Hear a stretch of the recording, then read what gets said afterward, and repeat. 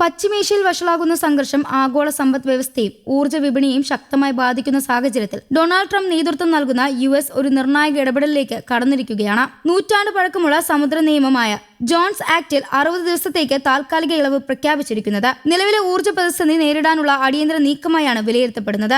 ഈ തീരുമാനത്തിന് പിന്നിൽ വലിയ ജിയോപൊളിറ്റിക്കൽ പശ്ചാത്തലമുണ്ട്. ലോകത്തിലെ ഏറ്റവും പ്രധാനപ്പെട്ട ഊർജ്ജ ഗതാഗത പാതകളിൽ ഒന്നായ ഹോർമൂസ് മേഖലയിൽ ഉണ്ടായ അസ്ഥിരതയാണ് ഇതിന് പ്രധാന കാരണം. ഇറാൻ ഈ കടലിടുക്കിലൂടെയുള്ള ഗതാഗതത്തിൽ നിയന്ത്രണം ശക്തമാക്കിയതോടെ ആഗോള ഊർജ്ജ വിതരണം ഗുരുതരമായി ബാധിക്കപ്പെട്ടു. ലോകത്തിലെ ഏകദേശം 20% ക്രൂഡ് ഓയിലും ദ്രാവീകൃത പ്രകൃതിവാതകവും ഈ കടലിടുക്കിലൂടെ കടന്നു പോകുന്ന സാഹചര്യത്തിൽ ഇവിടെ ഉണ്ടായ തടസ്സം ആഗോള വിപണിയിൽ വലിയ ആഘാതം സൃഷ്ടിച്ചു.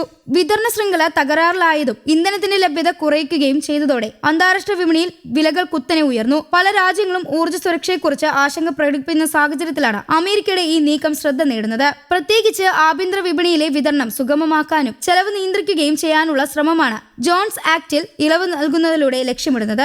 1920 പാസാക്കിയ മർച്ചന്റ് മറൈൻ ആക്ടിന്റെ ഭാഗമായി ജോൺസ് ആക്ട് അമേരിക്കയിലെ സമുദ്ര ഗതാഗത മേഖലയിൽ കർശനമായ മാനദണ്ഡങ്ങൾ നിർദ്ദേശിക്കുന്ന നിയമമാണ്. ഈ നിയമപ്രകാരം അമേരിക്കയിലെ 2 തുറമുഖങ്ങൾക്കിടയിൽ ചരക്ക് ഗതാഗതം നടത്തുന്ന കപ്പലുകൾ നിർബന്ധമായും അമേരിക്കയിൽ നിർമ്മിച്ചതും US-ൽ രജിസ്റ്റർ ചെയ്തതുമായിരിക്കണം. കൂടാതെ കപ്പലുകളുടെ ഭൂരിഭാഗം ഉടമസ്ഥാവകാശം അമേരിക്കൻ പൗരന്മാരുടെ കൈവശമായിരിക്കണമെന്നും ജീവനക്കാരിൽ ഭൂരിഭാഗം അമേരിക്കക്കാർ തന്നെ ആയിരിക്കണമെന്നും വ്യവസ്ഥകൾ വ്യക്തമാക്കുന്നു. ഈ നിയന്ത്രണങ്ങൾ ആഭ്യന്തര സമുദ്ര ഗതാഗത സംരക്ഷണത്തിനും ദേശീയ സുരക്ഷ ഉറപ്പാക്കുന്നതിനുമാണ് രൂപപ്പെടുത്തിയതെങ്കിലും കാലക്രമേണ ഇത് ചില വെല്ലുവിളികൾ സൃഷ്ടിച്ചു. പ്രത്യേകിച്ച് കപ്പൽ നിർമ്മാണ ചെലവും ഓപ്പറേഷൻ ചെലവും കൂടുതലായതിനാൽ ജോൺസ് ആക്ട് പലപ്പോഴും ഗതാഗത ചെലവ് വർദ്ധിപ്പിക്കുന്ന ഘടകമായി മാറിയിട്ടുണ്ട്. ഇത്തരമൊരു സാഹചര്യത്തിലാണ് താൽക്കാലിക ഇളവ് പ്രഖ്യാപിച്ചിരിക്കുന്നത്. വിദേശ കപ്പലുകൾക്കും ആഭ്യന്തര ഗതാഗതങ്ങൾ പങ്കാളിയാകാൻ അവസരം നൽകുന്നതിലൂടെ വിതരണം വർദ്ധിപ്പിക്കുകയും വില നിയന്ത്രിക്കാനാവുകയും ചെയ്യാനാണ് ലക്ഷ്യം. നിലവിലെ ആഗോള പ്രതിസന്ധിയിൽ ഈ തീരുമാനം ഒരു അടിയന്തര പരിഹാരമായി കണക്കാക്കപ്പെടുമ്പോഴും ദീർഘകാലത്ത് ഇതിന്റെ സാമ്പത്തികവും രാഷ്ട്രീയമായ പ്രതിഫലങ്ങൾ എങ്ങനെയായിരിക്കുമെന്നത് ലോകം ഉറ്റുനോക്കുകയാണ്. ഹോർമൂസ് വഴിയുള്ള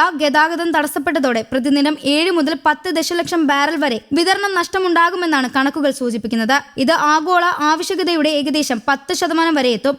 ഏതാനും ആഴ്ചകളിൽ തന്നെ അമേരിക്കയിൽ ഗ്യാസുലിൻ വില 25% വരെ ഉയർന്നതും ഈ പ്രതിസന്ധിയുടെ ഗൗരവം വ്യക്തമാക്കുന്നു. ഈ സാഹചര്യത്തിൽ ആഭ്യന്തരമായി ഇന്ധനം വേഗത്തിൽ എത്തിക്കാനാവുമെന്ന് വിദേശ കപ്പലുകൾക്കും അമേരിക്കൻ തുറമുഖങ്ങൾക്കിടയിൽ ചരക്കുകൾ കൊണ്ടുപോകാൻ അനുമതി നൽകുമെന്നാണ് പുതിയ തീരുമാനം. 60 ദിവസത്തിനുള്ള ഈ ഇളവിലൂടെ അസംസ്കൃത എണ്ണ, ഗ്യാസുലിൻ, ഡീസൽ, ജെറ്റ് ഇന്ധനം, പ്രകൃതിവാതകം, വളം, കൽക്കരി തുടങ്ങിയ സുപ്രധാന വസ്തുക്കൾ വിദേശപാതയിലേക്കുള്ള കപ്പലുകൾക്ക് അമേരിക്കയ്ക്കുള്ളിൽ കൊണ്ടുപോകാം. ഗൾഫ് കോസ്റ്റിലെ റിഫൈനറികളിൽ നിന്ന് കിഴക്കും പടിഞ്ഞാറും തീരങ്ങളിലേക്കുള്ള ഇന്ധന വിതരണം വേഗത്തിലാക്കാൻ ഇത് സഹായിക്കുമെന്നാണ് വിലയിരുത്തൽ. കൃഷിമേഖല ഉൾപ്പെടെ വിവിധ മേഖലകൾക്ക് ആവശ്യമായ വളം കുറഞ്ഞ് ചെലവിൽ ലഭ്യമാക്കുന്നതിന് ഈ നീക്കം നിർണായകമാകുമെന്ന് പ്രതീക്ഷിക്കുന്നു. ഇതോടൊപ്പം ഊർജ്ജ പ്രതിസന്ധി നേരിടാൻ ട്രംപ് ഭരണകൂടം മറ്റു നടപടികളും സ്വീകരിച്ചിട്ടുണ്ട്. സ്ട്രാറ്റജിക് പെട്രോളിയം റിസർവിൽ നിന്ന് 172 ദശലക്ഷം ബാരൽ എണ്ണ വിപണിയിലേക്ക് പുറത്തിറക്കുകയും വേനൽക്കാല ഗ്യാസോലിൻ മാനദണ്ഡങ്ങളിൽ താൽക്കാലിക ഇളവ് നൽകുകയും ചെയ്തു. കൂടാതെ വെനിസുലയ്ക്കെതിരെ ചില ഉപരോധങ്ങൾ ലഘൂകരിച്ച് അമേരിക്കൻ കമ്പനികൾക്ക് അവിടുത്തെ സർക്കാർ ഉടമസ്ഥയിലുള്ള